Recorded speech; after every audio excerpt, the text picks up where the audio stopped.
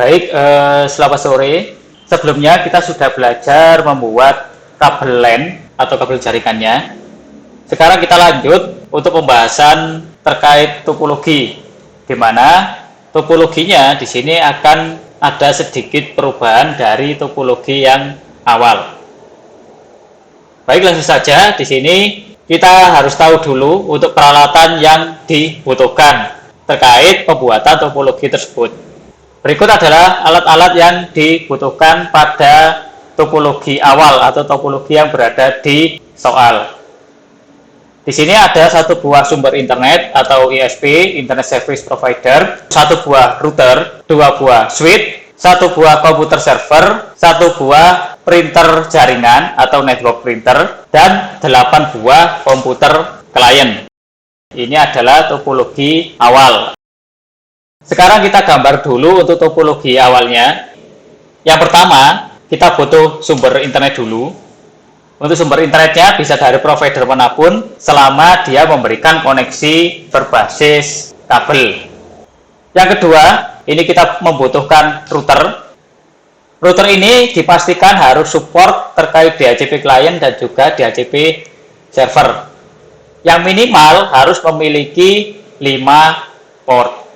Selanjutnya, di sini ada satu switch di sebelah kiri. Ini adalah switch A atau switch jaringan A. Lalu ada switch B. Ini adalah switch jaringan B. Nah, di switch jaringan A, di sini ada satu buah server sebagai kliennya. Lalu ada satu buah printer dan juga satu buah PC klien atau di sini namanya PC1. Sedangkan di switch jaringan B ini ada sekitar 7 PC klien atau 7 komputer. Di sini mulai dari PC2 sampai PC8. Ini adalah terkait alat-alat yang dibutuhkan pada topologi awal. Untuk pengkabelannya itu dari internet masuk ke router dulu. Lalu dari router itu baru keluar ke switch A dan juga switch B. Di sini untuk fondasi awalnya ini sudah terbentuk. Sekarang kita tinggal menghubungkan kliennya. Di sini saya menghubungkan ke segmen jaringan A dulu atau di switch A di sebelah kiri. Di sini saya hubungkan dari switch A ke server. Lalu dari switch ke PC. Dan yang terakhir di segmen jaringan A ini ada printer. Jadi saya hubungkan dari switch A ke printer. Lalu hubungkan juga untuk switch B ke masing-masing komputernya. Mulai dari PC2 sampai PC8. Ini ada sekitar 7 klien atau 7 PC. Ini adalah gambaran awal atau topologi awal dari soalnya. Namun, karena terdapat keterbatasan alat dan juga ada yang perlu dimodifikasi, sehingga untuk soal awal ini perlu direvisi. Untuk revisinya, silahkan masing-masing sekolah merevisi sesuai dengan keadaan sekolah masing-masing. Di sini, saya akan merevisi terkait jumlah PC di segmen jaringan B dan juga koneksi printer di segmen jaringan A. Di sini untuk tabel peralatannya saya hilangkan dulu, kita langsung masuk ke revisi jaringannya. Di mana di sini untuk topologi awal ada sekitar 8 PC, di mana satu PC itu ada di segmen jaringan A dan 7 PC ada di segmen jaringan B. Harapannya ini nanti antara jaringan A dan jaringan B itu bisa saling berkomunikasi, baik itu mengakses server maupun melakukan pencetakan berbasis jaringan. Jadi tidak memerlukan kabel USB printer. Nah, namun di sini karena terlalu banyak PC yang digunakan dan juga keterbatasan PC di lab kami, sehingga di segmen jaringan B itu kami batasi hanya menggunakan satu PC saja untuk pengecekannya. Namun ini sudah cukup untuk mewakili dari ke 7 PC lainnya atau ke 6 PC yang lainnya yang sudah saya hilangkan tadi. Karena untuk PC ini sendiri tidak ada perbedaan cara pengecekannya dan juga hasilnya. Apabila satu PC itu sudah berhasil, otomatis yang lain itu juga akan berhasil.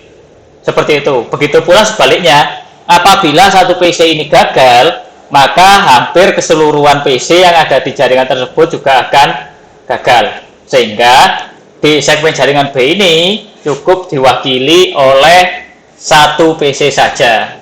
Lalu di sini untuk printernya ini kan koneksinya itu melalui kabel.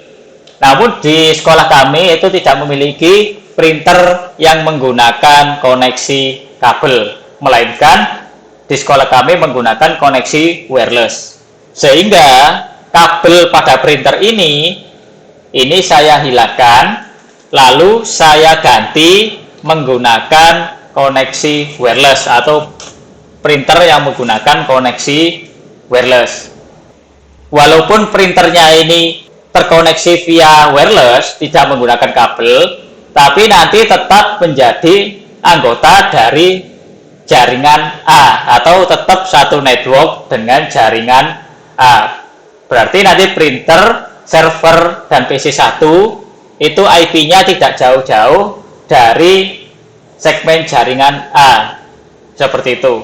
Sedangkan segmen jaringan B itu nanti dia akan berbeda network. Namun di segmen jaringan B tetap harus bisa terkoneksi ke segmen jaringan A walaupun berbeda network. Nah, untuk revisi topologinya cukup seperti itu saja di kasus kali ini. Lalu saya akan menjelaskan terkait port mana saja yang digunakan serta kabel apa saja yang akan nanti saya gunakan. Seperti itu. Namun untuk kabelnya ini nanti tetap menggunakan kabel UTP. Terserah mau pakai Cat 6 ataupun Cat 5 selama nanti kabelnya berkualitas baik dan siap untuk digunakan. Oke, saya lanjut untuk penjelasan terkait port yang digunakan. Di sini dari internet, ini saya menggunakan kabel warna kuning. Nanti akan masuk ke Ether 1 di routernya. Ini routernya saya menggunakan router board Mikrotik 951 yang terdapat sekitar 5 port dan juga satu interface wireless. Jadi nanti disesuaikan saja sesuai dengan router yang Anda miliki atau sesuai dengan keadaan sekolah masing-masing. Baik, saya lanjut. Lalu di Ether 2 ini nanti akan saya hubungkan ke switch jaringan A menggunakan kabel warna hitam. Nah, di sini kabelnya saya bedakan karena nanti agar mempermudah dalam mengidentifikasi. Namun warna kabel itu tidak berpengaruh sama sekali terhadap proses atau prosedur pengerjaan dari soal tersebut. Jadi hanya sebagai penanda saja. Walaupun nanti misalnya kabelnya itu sama semua, itu tetap bisa, jadi tidak terpengaruh warna kabel. Oke, itu yang Ether 2. Lalu di switch jaringan B ini saya kasih kabel jaringan warna putih atau abu-abu yang masuk ke Ether 3. Jadi di Ether 3 di routernya itu saya hubungkan ke switch jaringan B. Sedangkan di Ether 2 itu saya menggunakan kabel warna hitam, saya masukkan ke switch jaringan A. Seperti itu. Lalu dari switch jaringan A atau switch A, itu saya hubungkan ke server menggunakan kabel warna hitam. Nah, untuk portnya itu terserah karena kita menggunakan switch layer 2. Jadi switch yang tidak disetting atau unmanaged switch. Sehingga walaupun Anda menancapkan di port berapapun, selama tidak ada kabel jaringan yang looping, itu nanti untuk networknya tetap bisa. Apa yang dimaksud dengan looping? Looping itu adalah jika kabel yang masuk dari switch itu kembali ke switch lagi. Jadi seperti ini. Contohnya, misal di sini dari Ether 2 Ini saya masukkan ke switch. Lalu dari switch kabel keluarnya ini,